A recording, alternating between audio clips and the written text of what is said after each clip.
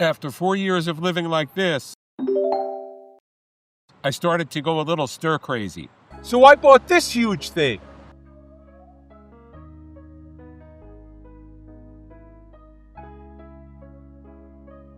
Like my title says, either this whole ordeal getting this camper is gonna be one of the best things I ever did before in 4 years on the road, or it's gonna totally break me. Yes, I did spend only $600 for the camper itself, but I have spent a ton more in money and time and stress trying to get this off the ground. But let's take it back to the beginning, and I'll show you how I got to this point. 4 years is a long time to live in a car, especially a small one like a Prius. I made it work fine, but it wasn't always easy. The worst part is not having a toilet or shower. As many of you know, I am disabled, and no toilet is tricky because I sometimes have to go number 2 right away. Plus, I just miss being able to take a shower anytime I'd like. So, I was starting to go a little stir-crazy over the past year and decided to make a change. While doom-scrolling Facebook Marketplace one day, I spotted this sliding camper for sale. And because I'm a very impulsive person, plus the camper was only $600, I bought it sight unseen. There was just one tiny problem. I didn't have a pickup truck. What kind of idiot buys a sliding truck camper without having a pickup truck? So, it was back onto Facebook Marketplace, where it took me 4 months to find a suitable truck. The owner of the camper was nice enough to hold it on his property during this time, which was a huge help, because where in the world would I store a camper, especially without a truck? And for the record, Facebook Marketplace is a cesspool. I dealt with shady sellers, looked at tons of rusted out pieces of junk, wasted money on pre-purchase inspections. It was a true nightmare. And then I finally struck gold. Spotted this truck and knew it was the one. It has an 8-foot bed, which is the length of my camper, and the payload capacity is about 3,500 pounds. Even better, an older farmer owned it, and there is 0 rust, which is very rare for a Northeast vehicle. As you'll see, it's not going to win a beauty contest anytime soon, but structurally, it's really solid and has great bones. The outside definitely needs a good cleaning, but I've been more concerned with the inside because it was a hot mess in the beginning.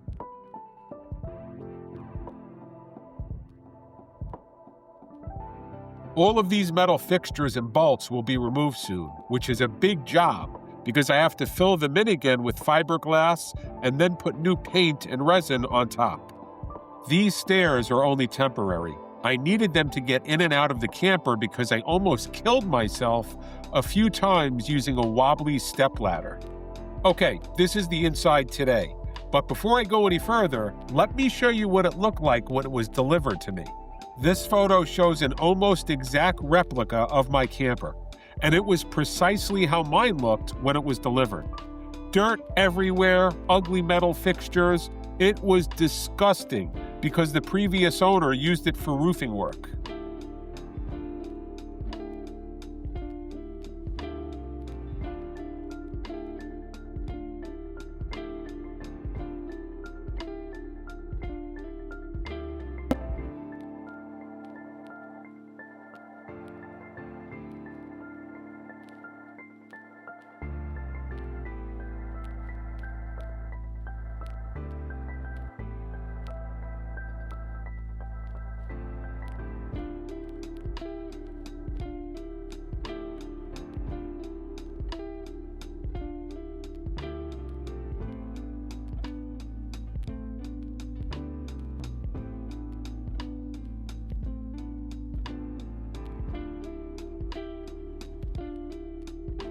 Before I insulate, a 12-volt fan will either go here or in this area. But all of these bolts and other hardware need to be removed and then filled with fiberglass first.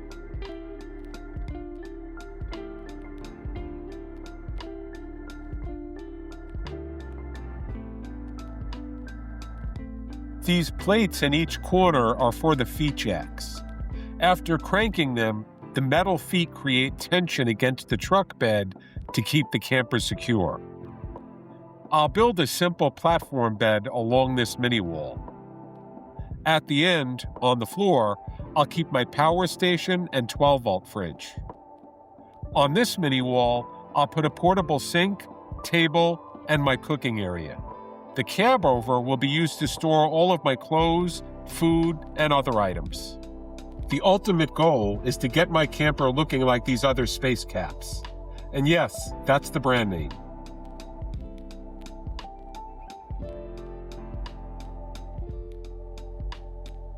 Considering these campers start at $15,000 to $20,000 new, I think I got the deal of a lifetime for $600. But I'll actually wind up spending a lot more than that. Let's do the math. As you can see, after all is said and done, I'm probably going to wind up spending about $9,000 to $10,000.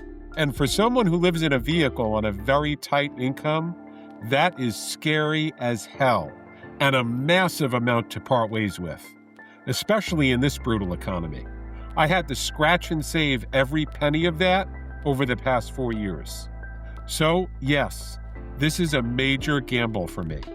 On top of all that, my health isn't in the best condition, and all of this stress has been extremely hard on me, both mentally and physically. Like I said in the beginning of the video, this adventure is a major turning point in my nomad journey. My quality of life is either going to get a lot better due to having more space, a toilet, shower, and living like an actual human, or all of this will be too much to handle, and I'll retreat back to the simplicity of a car. Time will tell.